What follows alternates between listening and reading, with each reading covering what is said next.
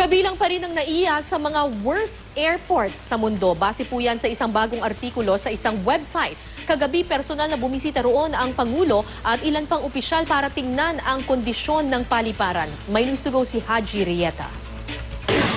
Kabilaan ang pagkukumpuni dito sa Ninoy Aquino International Airport Terminal 1 sa Pasay. Partikular na inaayos ang departure area, maging ilang bahagi ng palikuran nito.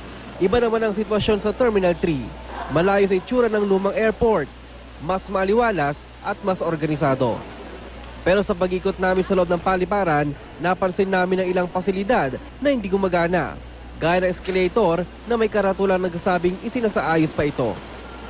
Kagabi kasama si DOTC Secretary Jun Abaya at NIA General Manager Angel Honrado, in-inspection ni Pangulong Noynoy Aquino ang ilang pasilidad ng Terminal 3. Tinignan ang mga x-ray machine, kisame at immigration counter.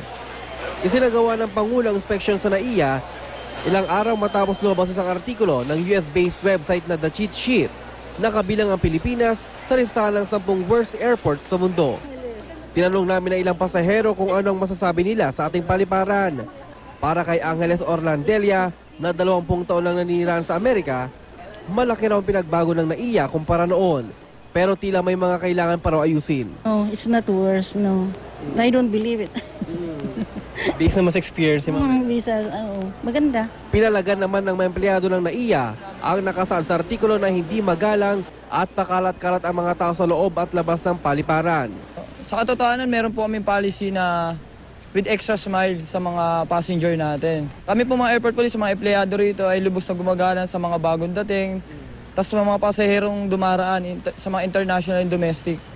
Pero kung ang Amerikanong si David Leone ang tatanungin, na 4 na beses nang nakabalik sa bansa, tila wala na pagbabago sa ating mga paliparan. It ain't too bad. I've been here, 4 or 5 times, and not too bad.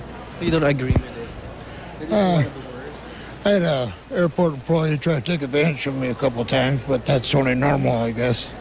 But other than that, not too bad. Haji Rieta, GMA News.